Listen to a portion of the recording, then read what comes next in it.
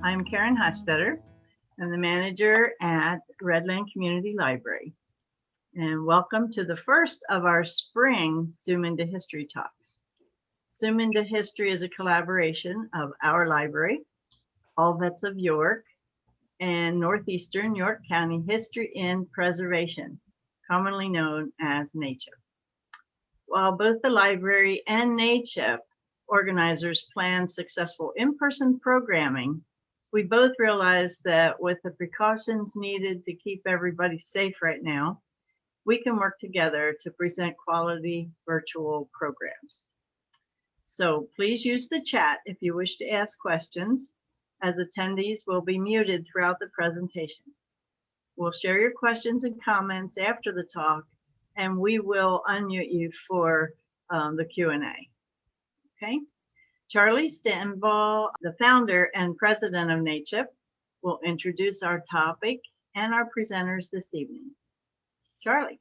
Okay, well, thank you. Tonight we have Nicole Smith, which I've known for a number of years. She's the director of library, and Dr. Adam Bentel, assistant director, will present resources available through the York County History Center website, including photos, databases, and new finding aids for a history center. I'm sorry for my phone going off there. And so let's welcome Nicole and Dr. Adam, and go ahead, take it away. Okay. Good evening, everyone. I want to say hello. My name is Nicole Smith, and I want to thank Charles very much for inviting me and Adam to speak with you this evening about the York County History Center. Our focus tonight will be on what resources we have online through our website, but I did want to start with a little background on the History Center for those of you who might not be familiar with us. We began as the Historical Society of York County in 1895. We've also been the York County Heritage Trust, if you're familiar with that term. And the name was changed to the York County History Center in 2016. Currently, we operate 2 large museums, a number of historic sites, and the library and archives, which is at our East Market Street location in York. Some good news, the History Center will actually be reopening to the public next week on April 1st. We did have to limit our capacity somewhat, so we are open by reservation only, but you can come in person to do research Tuesday through Saturday between 10 and 4 with reservation. Members of the History Center have free admission to the library as well as the museums. For others, it's $8 a day for research. We have a number of resources on our website, which we'll share with you. It's still a small percentage of the files we have in person at the History Center. At the History Center, we have close to 35,000, actually over 35,000 books, hundreds of thousands of photographs, and extensive archives on people, places, buildings, and businesses in York County. But we do plan to keep adding collections and finding aids to our website as often as we're able to. So please take some time to take a look at all the things we do offer on our website. We're just going to do highlights tonight. Now, during the pandemic, we were closed on and off last year. We really tried to focus on improving our digital resources. That includes digital exhibits, webinars, and other programs. For the first time, we were able to stream our in-person programs as well as record them all. If you're interested in any recordings or any programs that we did this past year, you can actually access those recordings on our YouTube channel. You just go to YouTube and search for York County History Center. We're going to start hybrid programming again. To find out what we do have available, if you go to our events page, there's a drop down that shows you the upcoming events that are available. And starting in April, you'll be able to attend things in person. Okay, so the first thing I want to share with you is called, is under the Museums tab here. And it's called York History at Home.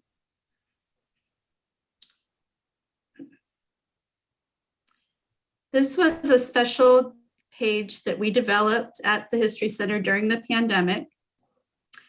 And it's a virtual museum with a number of resources. This isn't our library and archives page, but there's still a lot of things on here that I think you might find useful. There's a number of things for, there's actually a whole separate page just for children and students. But if you scroll down, you can find out more information, recommended readings. There are virtual tours of our museums, as well as links to our digital exhibits. 2 exhibits, there's one listed here, but 2 exhibits we just added to our website. One is called, one is called Following Freedom, the Underground Railroad in York County. We just put that up in this past February. And then the other is Justice Bell and the Women's Suffrage Movement in York County. And that was just added to our website. So you can find those here or under museums like that.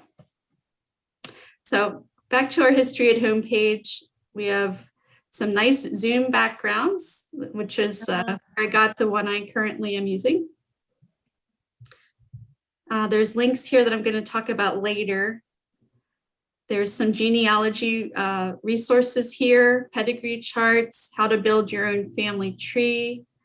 There's also some excellent links to local digital books online, mostly through the Internet Archive. But all the books listed here on the website, these are actual scanned books that you can access from home. Pardon the train, I live near a train, including Prowl and Gibson's Histories of York.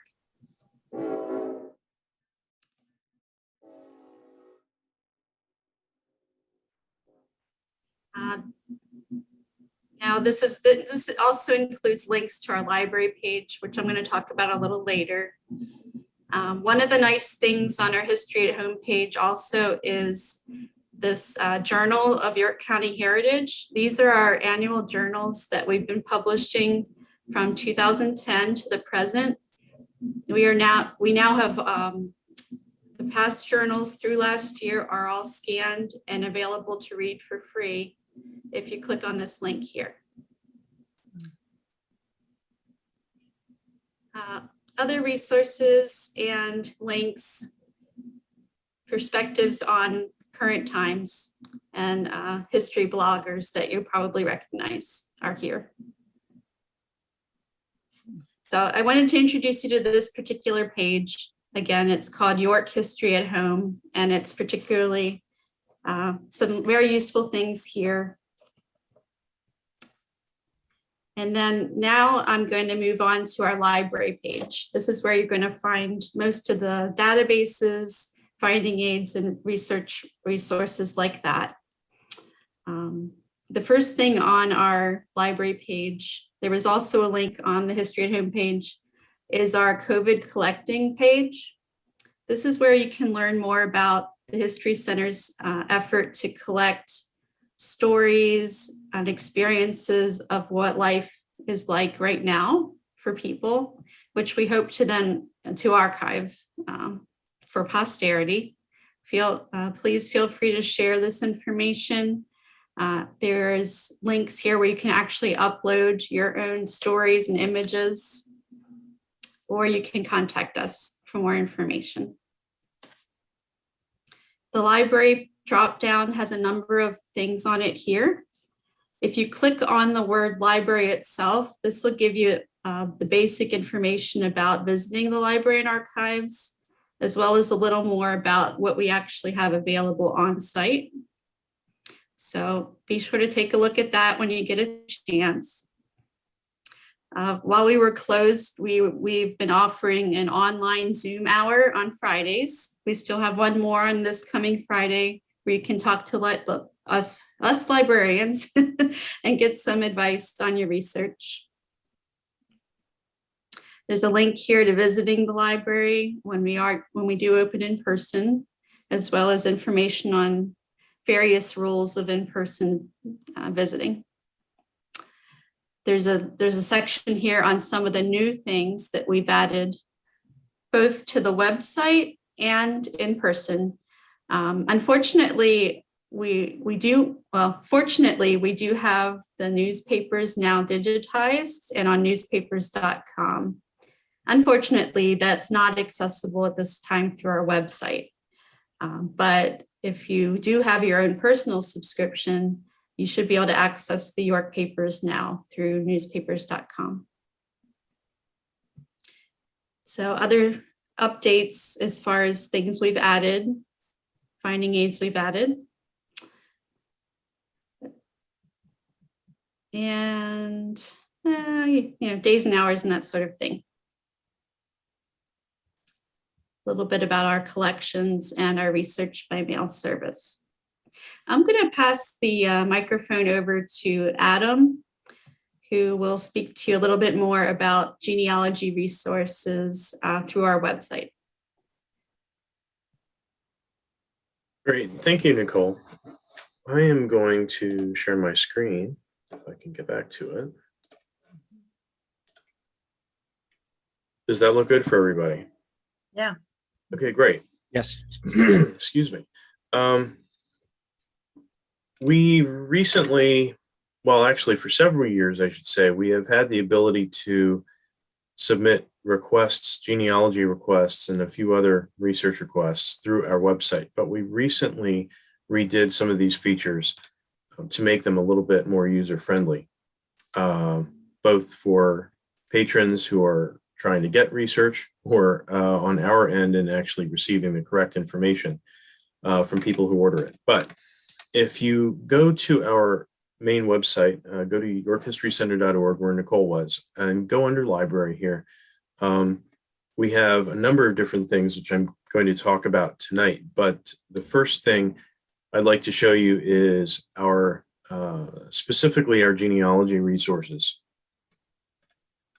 So again, these are some things I think that Nicole mentioned already. You can see some links here, but we also have what I find very useful is a link to what we call our family reports. And these are legacy reports, legacy in the sense that they're not produced by the current History Center staff, but they are things that were done by volunteers and staff at what was the Historical Society of York County in decades past, beginning in the 1920s and going through, I believe, the 1950s.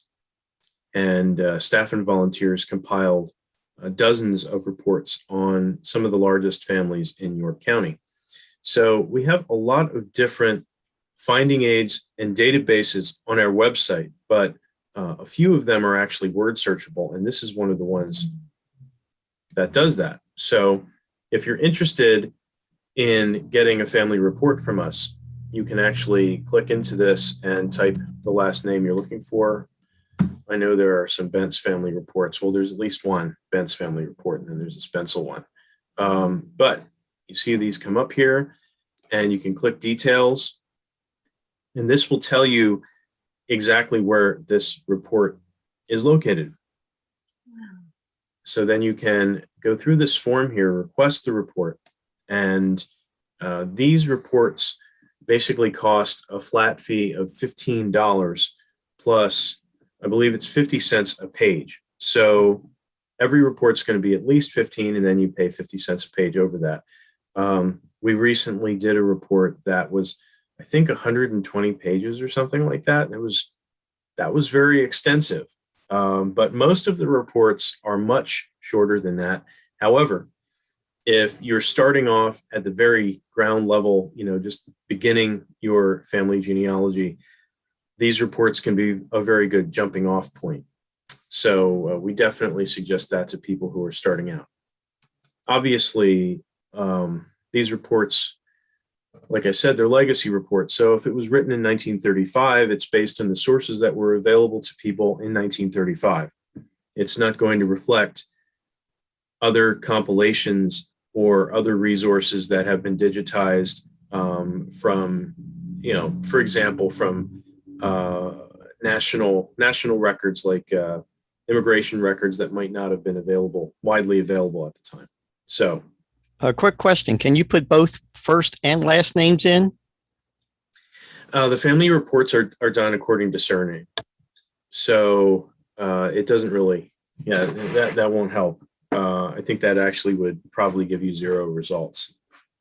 That's a good question. The family reports are not completely digitized, which is, if we focused on that, that would be a very massive project, because we're talking many dozens of different reports spread across a bunch of different volumes. Actually, there should be about 500, I think, different. 500, is it really? Yeah.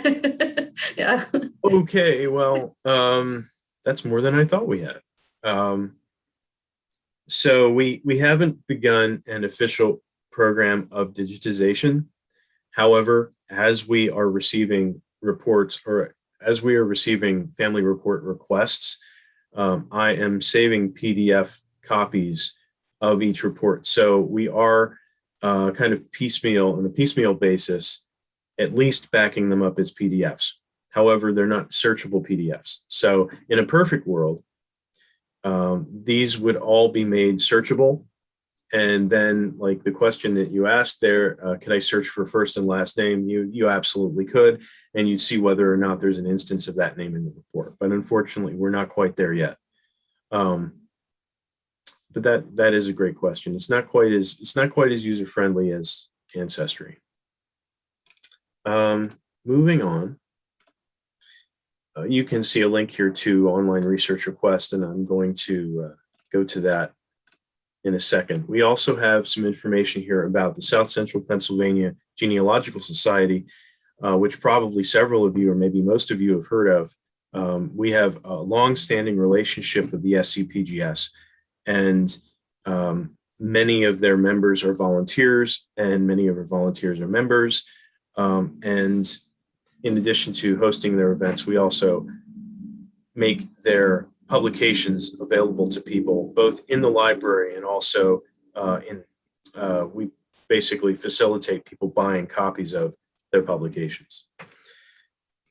Also, I should definitely mention, again, probably many of you, if you've done genealogy research, and if you have York ties that go back into the 1700s, you might be familiar with the Hively collection of land records. This is a series of books compiled by Dr. Neil Otto Hively, but also some wonderful joined maps of original surveys that date back to the colonial period. I think the earliest probably in the 1730s, then going through the late 1700s. These are the original surveys and warrants that were established by the Pennsylvania proprietary government when people were originally trying to purchase land from the Penns. So that's what these records are. And Hively has done a great job at making sense of these and making them easily accessible and indexed and so forth and so on. And we were very fortunate to have for him to basically turn these records over to us so that, again, we were able to make these available for purchase to people, as well as having them accessible for research in the reading room. So you basically can see a whole list of the books that are available there. And there are also maps that correspond to the different township books. So I'm going to scroll back up. Actually, I don't need to scroll. And I'm going to move over to online research request. Adam, before you do, can I just add a comment? If you go back to the bottom of the page, the Hively, the blue, those are all actually indexes that you can click on and look for your names of last name indexes for those townships. They're not the full volumes, but they're basically the last few pages of each book. Yeah, that is great. And like I said, the fact that these books are indexed really makes it much easier for people that are starting out to do this, because it's not terribly easy or straightforward to look at this. And there are lots of different name variations. And I think that he did a good job of trying to clarify this so that people can link up their ancestors and find this information. Okay, so moving on to the online research request page.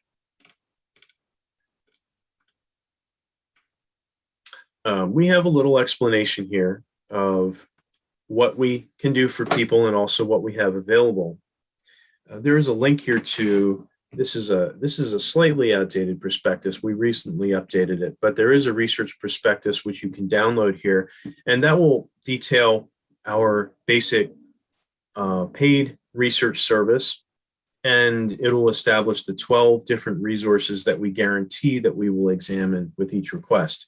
However, depending on the surname, depending on the time period, our genealogy volunteers will also consult other resources as they are available, or things that basically make sense.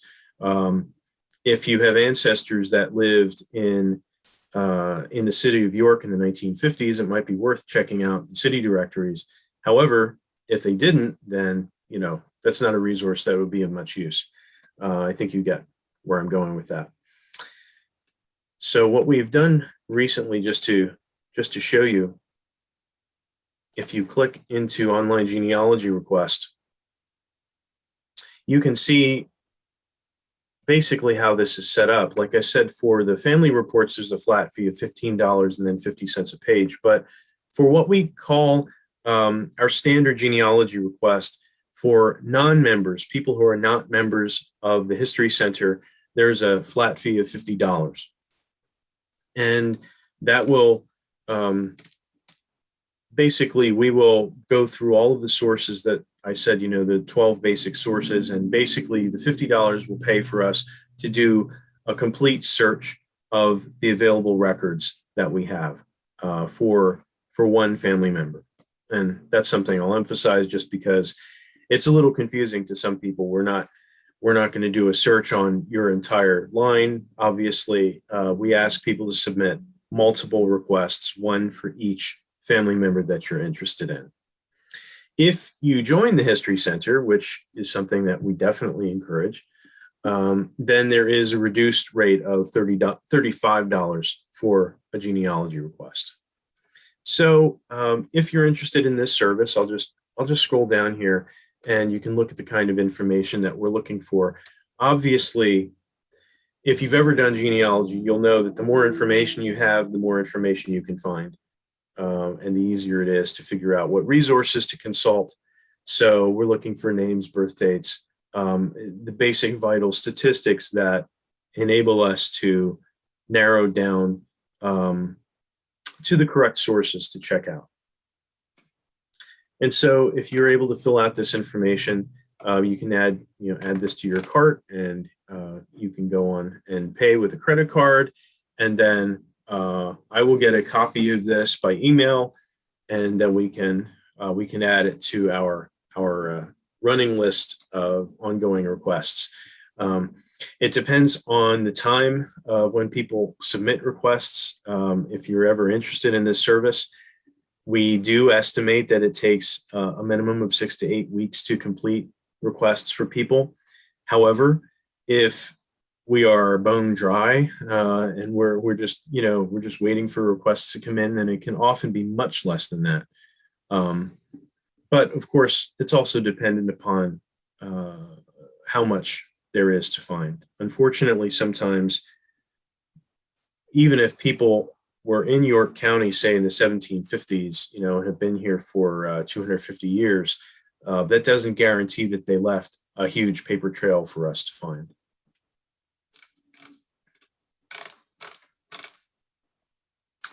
I'm going to run this back, and I'd like to show I'd like to show one more thing. Nicole, should I show the business research Sure. request? Okay. Well, you know what? I'll do that. Yeah, it's on the online request page. Oh, it's on the online request page. Okay. Well, I'll click back to that in a minute. But actually, this is a good opportunity to talk about home property research. Something that, and we just got another one or two today. In the last few weeks, we've received multiple emails and phone calls about doing home research. Some people are looking at the history of their farms or their property in different towns. And this is something that we can assist with. However, we're not really the best place to start. We don't like to admit that, but it usually does help to establish a chain of title to a property, to go back through all the deeds that are recorded in the Recorder of Deeds office in the courthouse. You can also do this at the York County Archives, and to basically get a list of names of all the property owners connected to a certain property. Once you have those names and you have dates to work with, then we invite people to come back to us and see what we might be able to find. It's difficult to search a property just by its name. Some more prominent properties, we can definitely do that. We can, for example, if it was designed by the John Dempwolf Company, I'm sure many of you are familiar with that. Sometimes we're able to track a property down just by its address. But in most cases, what we're able to do for people is to provide help on the history of the various owners. And I think for many people, that is what they're trying to find. They'd like to know who lived in the house before them. So if you're interested in that, that's something I recommend. Just check out the little guide we have on the bottom here. It's a little PDF that you can read, and start by getting a list of property owners. And is there a fee for that? For the getting a chain of title? I don't believe so. However, they probably do charge for copies of things. Is there a fee from your end? For us to look up names and things like that? Yes. Well, I suppose it depends. Like if you came in to do the research in person, once we reopen, like in normal times, we would ask, you would need to pay the daily fee. Where, right now we're doing 2 3-hour sessions per day. So it's, $4 for the first 3 hours, or you can come in for $8 for the whole day. So there would be an entrance fee to come into the reading room of the library. But aside from that, there'd just be a fee for copies. And, staff and volunteers would help you take a look at what we have as far as resources go. If you're interested in us doing research by mail, then that's something we need to discuss more about that in advance.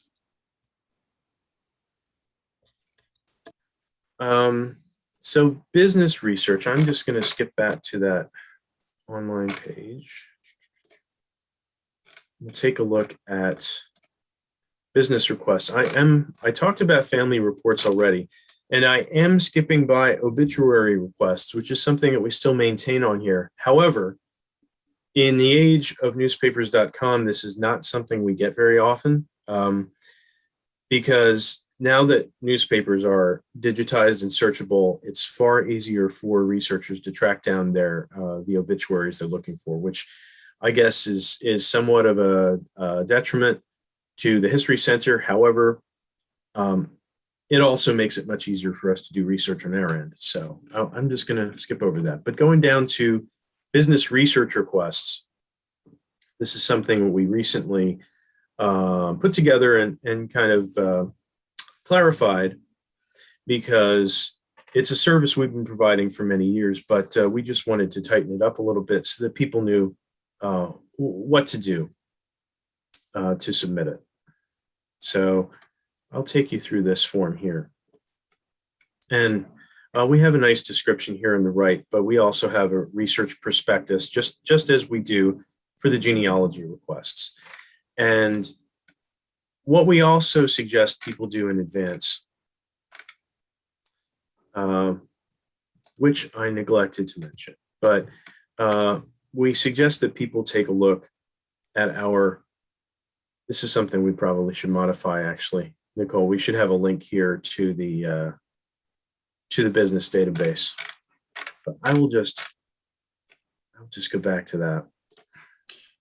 Yeah, they can always contact us to see if we have files on a particular company. Our business database could use some updating. But we do have this link here, but as Nicole said, it's needs updating. But you can do a search here for businesses. Basically, what I'm trying to say is before you submit an online business request, it would be good to establish whether or not we have a business collection to examine. Obviously, having a collection related to a certain business is going to greatly increase the chance of us being able to put together a decent result for you. So what are we looking for in general here? Business name, the possible products that they made, and years of operation. And again, the fee for this is $50 for non-members and $35 for members. But please, by all means, and something else that I will most likely reach out to you about if you submit a request like this is what is the general question that you're trying to answer? If you have a question about a business, helping us with that will help us focus in, narrow down on what evidence to provide. However, we are also able to, again, provided we have resources, we're able to produce a short business history for different county businesses.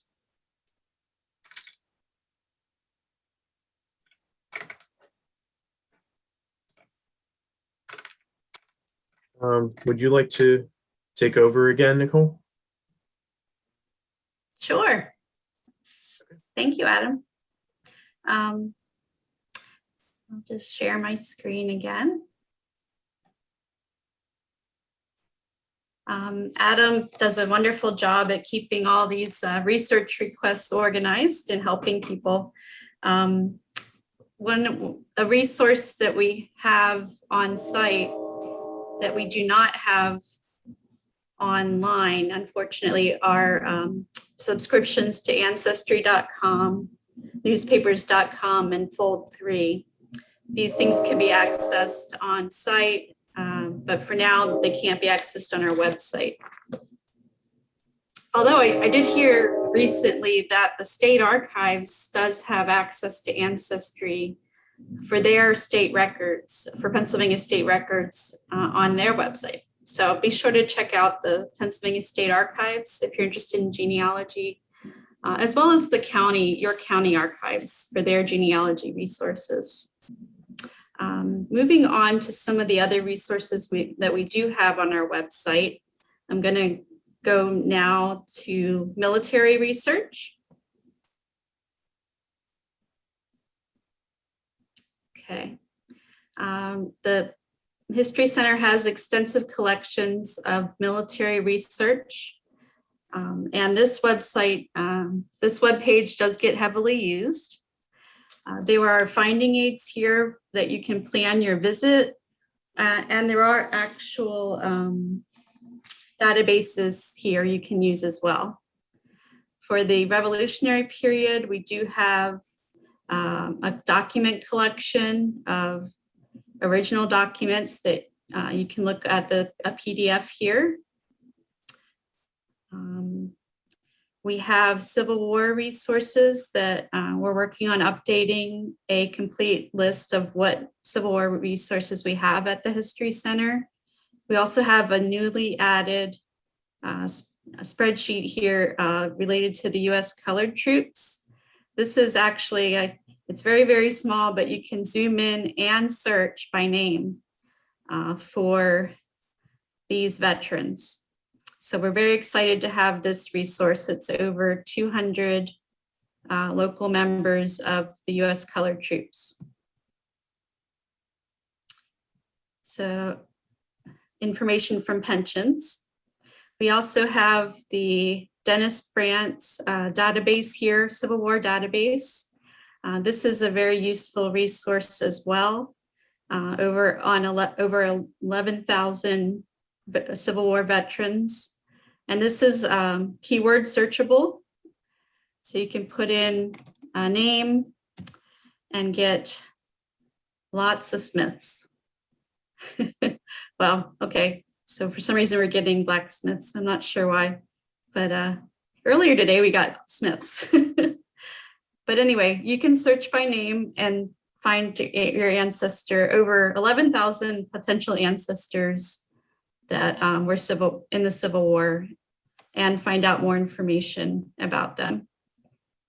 I'm just going to click on one here to show you the richness of this database. All the information that's available online here that Dennis Brandt has put together for each of these people. So be sure to check that out if you have Civil War ancestors. Oh, there they are. There's all the Smiths. Okay, lots of them. Scrolling through. Is this both Union and Confederate? Well, you know, I'm not sure, Charles.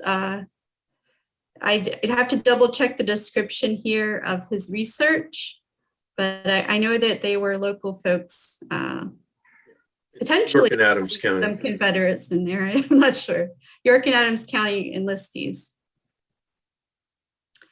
Okay, sorry. Don't mean to make y'all dizzy here.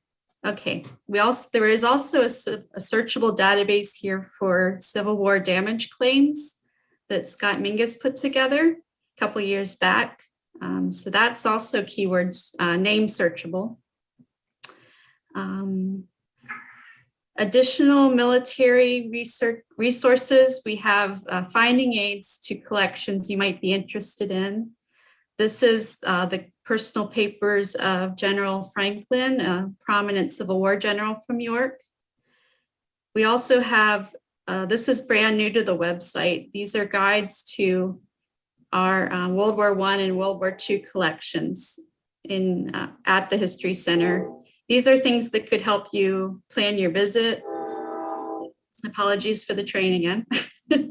But this gives you a list of our file names, file numbers, everything from general collections like the courthouse during World War I to actual veterans papers. So be sure to check that out when you have time. And then we have a large collection on General Jacob Devers, a World War II general, his personal papers, scrapbooks, and photo albums. These are just finding aids. These are not the actual records, but we have been scanning his photo albums. 92 photo albums are just about finished scanning those. However, they're not on our website just yet, hopefully soon. Some other military collections and a finding aid to our veterans interview project from 2000. Okay. Now let me check my notes here. I want to show you a little bit. The next page we have is called Special Collections and Finding Aids. This is a similar concept. These are just not military related, they're more general. We have finding aids to African-American collections in the History Center. This is a relatively new guide and it is updated every time we get something new. And it's separated here by archives, library, which would be published books, and our photo collections. We have a large almanac collection. This is a finding aid to our almanacs. We have almanacs from 1755 to 1995. Other prominent Yorkers, collections related to them. And we also have a listing of the movie film collections that we have at the History Center. If the film's been digitized, you are welcome to come in and take a look at the movie film. There's some information here about architectural drawings, of which we have thousands of. Information about Charles Williams drawings, and then there is actually more information on the next page about an actual searchable database for Dempwolf drawings. Adam, I'm going to turn it back over to you to go through the other collections databases. Thank you. Okay, so I'm going to move into collections databases. The Bible collection, I suppose, inherently is a genealogy related collection, because most people that are interested in Bibles, in old Bibles, are interested in the genealogy pages that were in them, primarily 1700s and 1800s, although there are certainly some 20th century Bibles where people put in genealogy information. And this is something like several of our databases on here, where you can put in a name search or put in a surname and turn up some results. So, this is just something I've played with this before, but there are two different Bibles that specifically have the Bentz family name in here. But this is actually a fairly easy way of seeing whether we have any Bibles that might be related to your family.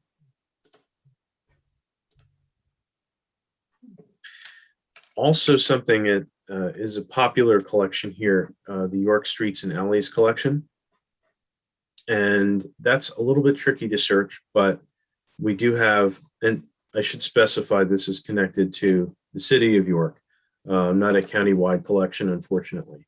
This is a little bit tricky to search. However, you can search through a multitude of historic photos from the last decades of the 1800s through maybe about 1950, 1960, about that time frame.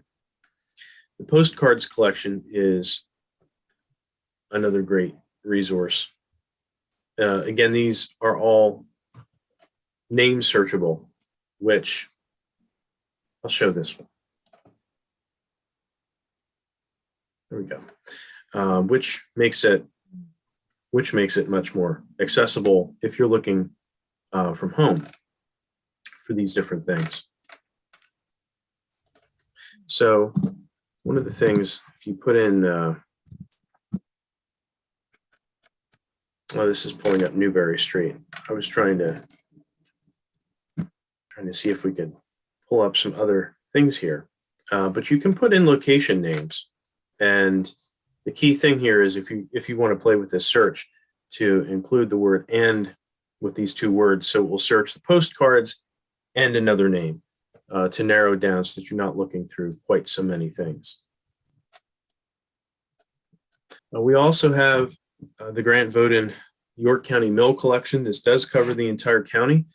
It is, I should say, we have a companion book to this collection, which is called Miller's Tales, The Mills of York County, which is written by our deceased Director of Library and Archives, who I'm sure many of you are familiar with, Lila Foreman Shaw, who we all miss very much.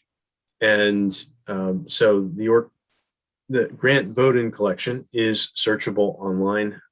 Obviously, we also have hard copies related to this collection on site. We also have, and most of these are all of these really are visual collections, things that we have scanned in.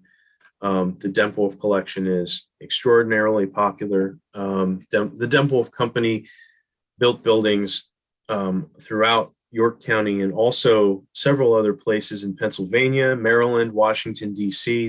They had a regional reach. And so we frequently receive requests for plans related to Dempwolf. We have the Dempwolf plans scanned in archival quality. These are things that are accessible simply, by taking a look at this collection. If you can find that we have plans related to a certain property, please get in contact with us. Actually, let me show you just how to do this. And this function will be the same for any image that you find on our website. So just to keep things straightforward here, we'll take a look at this first photo that comes up. It's a little slow on my end tonight. I'm not sure why. And so if you're interested in these plans here, for example, there is a little link in the lower right you can see for request image. Like I said, the functionality on this should work for this collection. It should work for the Grant Bowden collection. It should work for the postcard collection. If we have an image that you can find on our website, you should be able to request it just the same way. So if you click request image, you get this little simple little form to fill out here. You put your basic information in here, email address, very important because I will be in contact with you once you submit one of these forms, and we will go from there. Photos, images, scans that are available on our website are available for purchase. However, we have a different fee schedule depending on what your intended use is. We very recently reduced the basic cost of scans. Previously, high definition, high resolution scans were $30 per image and up, depending on the use.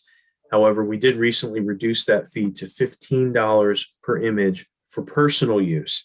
That is to say, if you, for example, find a dump-off plan for a house that you live in, you really like to frame it and hang it in your hallway, we can make that accessible to you for $15. If it is for a business purpose, or if you intend on publishing it in a book or something like that, then there will be other associated fees.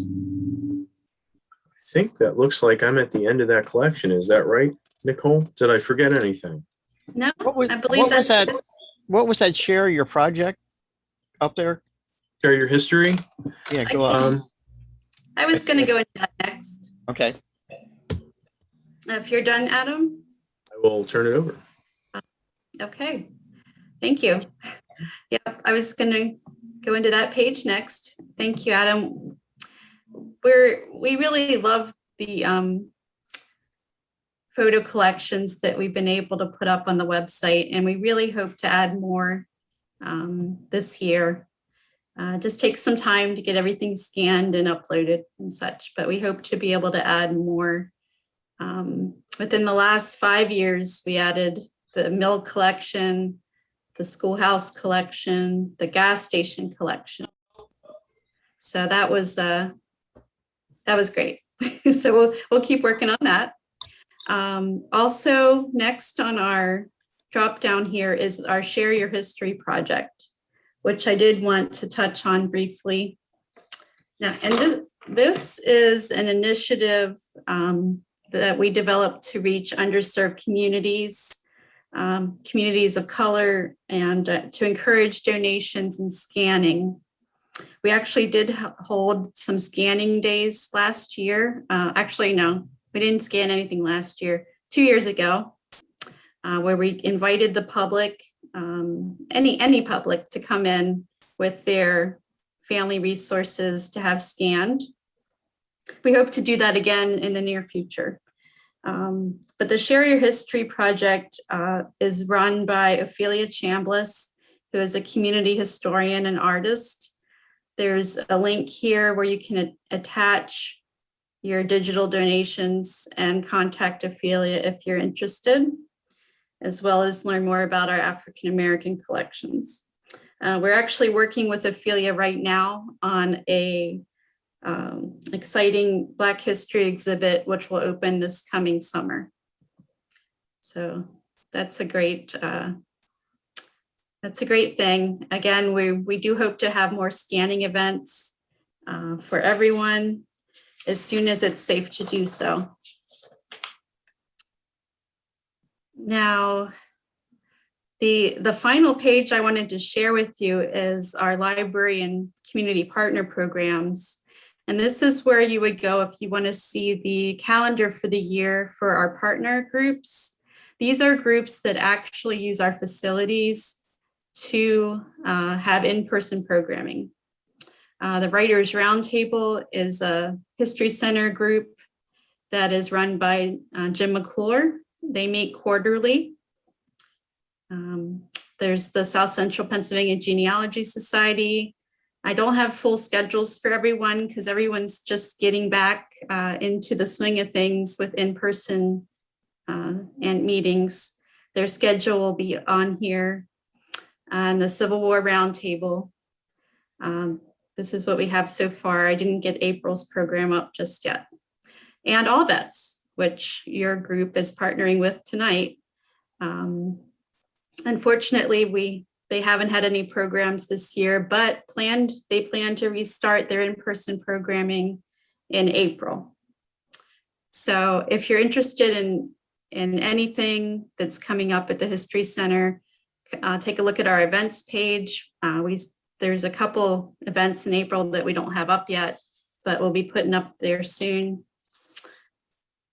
And we're going to continue to video stream all of our programming in the future because it's been a great boost. We've gotten more interest, more audience that way, and recording. So streaming and recording of all of our programming is going to continue as well as in person. So that's about all I believe we have for tonight. Okay, Nicole, how about showing your links to the other history organizations, like for example, NEYCHiP and stuff like that? Thank you, Charles. Yes, we do have it's not on our library page, but if you look over, we have other tabs here on our website. Resources for educators, things for students and children, information about tours, events, get involved, volunteering, always looking for volunteers. And what Charles is talking about is our community page, which does have links to other organizations around York County. So including yours, NEYCHiP. If you want to click, I just want to advertise myself. Go click on NEYCHiP. Yep, right there. And then, right, because I just want to show what we have on our page. And go down to your page is amazing. Local history links on the left-hand side there. I have tons of links on here. Any questions for Adam or for me? Just because I promised, could I show those the other websites? I forgot. Yes, of course. So just quickly, again, if you've ever done genealogy research, or even if you've never done it and you've heard people talk about it, they've talked about ancestry.com. And for a lot of people, for a lot of our volunteers, they see this as kind of the last place to go because you want to make sure you know what you know before you see what other people have put up. However, there are a lot of great resources on ancestry.com. You just have to be careful of what you're looking at, as with anything else on the internet. The one resource I wanted to point out here, because it has a little broader interest than purely genealogy, something people don't often thing to look at on here are city directories. And it's a little difficult, obviously, to search communities that, you know, didn't have a large enough population to have one of these things. However, it can be helpful for doing other kinds of research beyond genealogy. And so if you go into this particular collection here, you can choose Pennsylvania, you can choose York County. And you can see there a decent selection, not nearly as extensive as what we have in the library at the History Center, but you can still browse these different books. we have access to at ancestry.com on site in case you ever visit us. Moving on, another great resource is a website called Family Search. Now, Family Search is freely available, but they do ask that you create a registration. If you have a problem with that, with giving your information to the Family Search company, we do have access through our own account on site at the History Center. But specific to York County, you can see a list of resources here. Again, overwhelmingly related to genealogy. However, depending on what you're doing, you might be able to find some other things. Here's just one tab that I opened up that has vital records information.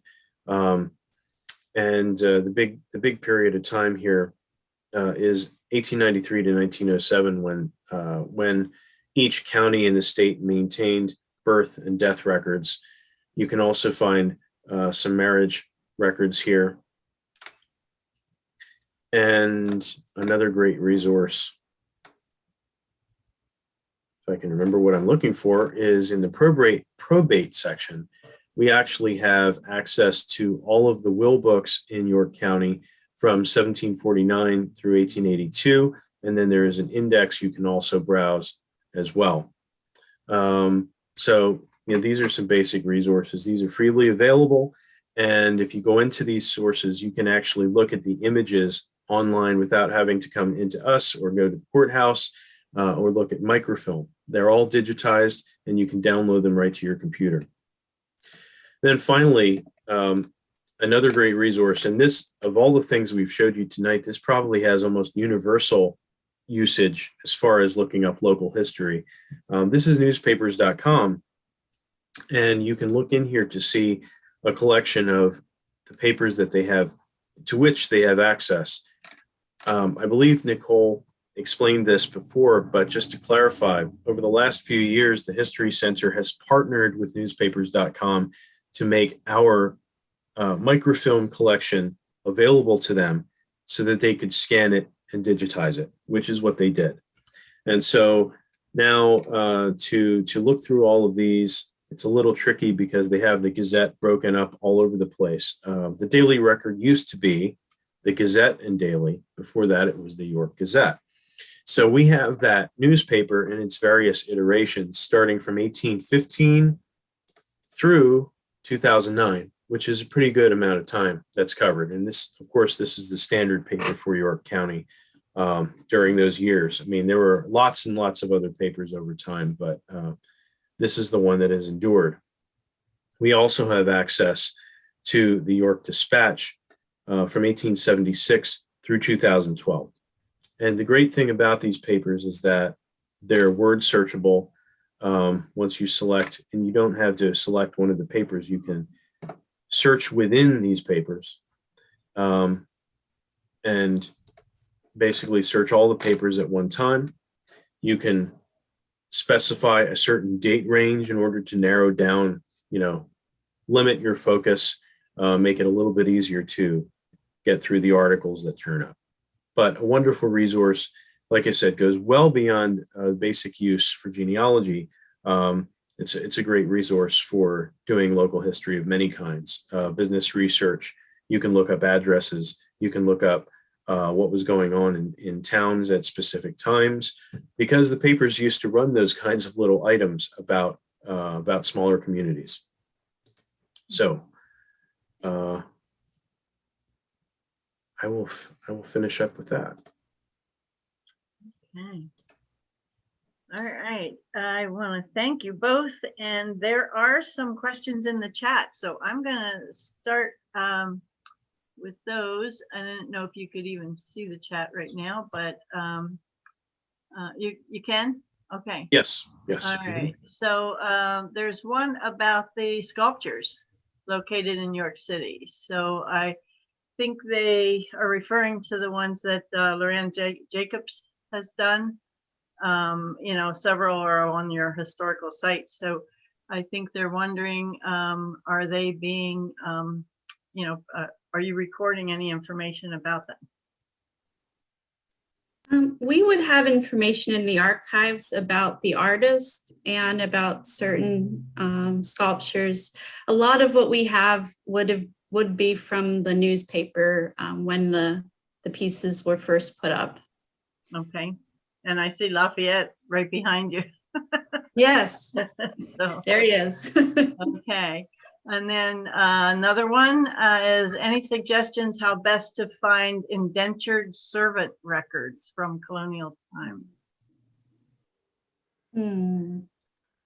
Adam? That's a tough question. I'm thinking the state archives might have something specific. We would have more geared towards family name, more digging into our family files, I think. Okay, very good. You know, we're talking about colonial times. I mean, that's before the U.S. Census, so you can't even look at a particular property owner and try to guesstimate, you know, if other people are living there that they might be servants. That's a tough question. The one thing that just pops into mind is the Pennsylvania Gazette, which at one time covered the entire state, which, you know, covering the entire state in 1750 meant covering as far west as maybe the Susquehanna, maybe York County, or what became York County in 1749. So I know that I have seen notices for indentured servants who, you know, have fled service. People are, you know, in a way similar to people fleeing from slavery, that you can track down a little bit in newspapers, and the Pennsylvania Gazette is digitized and searchable. But I think it's possible that the state archives might be a good place to look. Okay. Okay, the chat is just saying more thank yous. So maybe we do not have any more questions. Well, I have a quick one. Do you want to give a quick summary of what's happening for the new building? Sure, we can do that. If you don't already know, the History Center has been in the process of designing a new facility. Unfortunately, it is not built yet, but it's going to be located by where the old MedEd steam plant building is, on the corner of Pershing and Philadelphia. Right behind you. Right behind your picture. Down the street from where I am, not actually, but it looks like I am tonight.